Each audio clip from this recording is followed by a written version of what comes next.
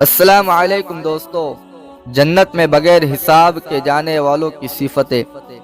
حضرت علی ابن حسین رضی اللہ تعالی عنہ فرماتے ہیں، جب قیامت کا دن ہوگا ایک آواز لگانے والا آواز لگائے گا، تم میں سے فضیلت والے کون ہیں؟ انسانوں میں سے کچھ لوگ کھڑے ہوں گے، ان سے کہا جائے گا جنت کی طرف چلو۔ پھر ان کی ملاقات فرشتوں سے ہوگی، وہ پوچھیں گے حساب سے پہلے؟ وہ کہیں گے ہاں۔ وہ پوچھیں گے کون ہو؟ کہیں گے ہم فضیلت والے ہیں۔ فرشتے کہیں گے تمہاری کون سی فضیلت ہے؟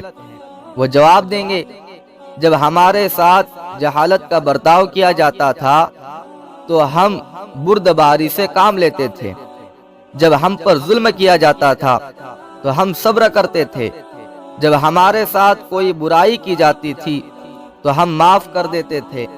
فرشتے کہیں گے تم جنت میں داخل ہو جاؤ، نیک عمل کرنے والوں کے لیے بہترین اجر ہے۔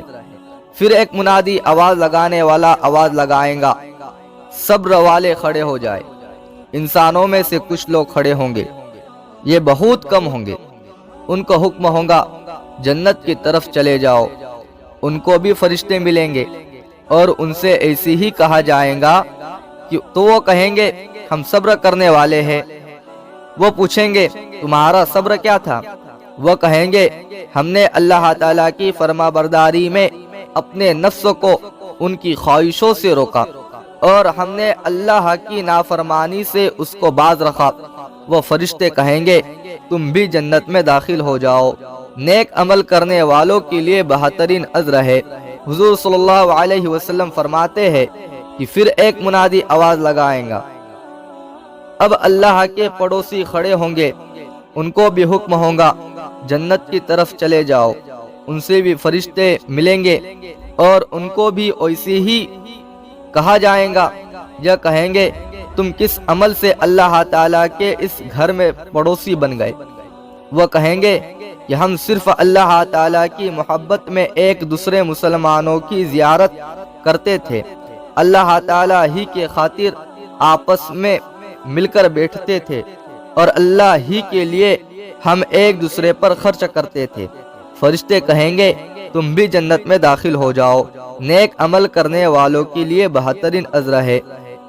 حضرت انس رضی اللہ تعالی عنہ فرماتے ہیں کہ رسول اللہ صلی اللہ علیہ وسلم نے ارشاد فرمایا، جب اللہ تعالیٰ پہلے اور پچھلے انسانوں اور جناتوں کو ایک میدان میں جمع کریں گے تو ایک منادی آواز لگانے والا عرش کے نیچے سے آواز لگائے گا، اللہ کی معرفت رکھنے والے یعنی اللہ کو پہچاننے والے کہا ہے، محسن کہا ہے، جو عبادت کرتے وقت مانو کہ خدا کو دیکھتے تھے یا یہ یقین رکھتے تھے کہ اللہ ہمیں دیکھ رہا ہے۔ فرمایا کہ لوگوں میں سے ایک جماعت اٹھیں گی اور اللہ تعالیٰ کے سامنے کھڑی ہو جائیں گی۔ اللہ تعالیٰ فرمائیں گے حالانکہ وہ اس کو خوب جانتے ہیں، تم کون ہو؟ وہ عرض کریں گے ہم معرفت والے ہیں، آپ کے ساتھ ہم نے آپ کو پہچانا تھا اور آپ نے ہمیں اس کے لائق بنایا تھا۔ اللہ تعالیٰ فرمائیں گے تم نے سچ کہا۔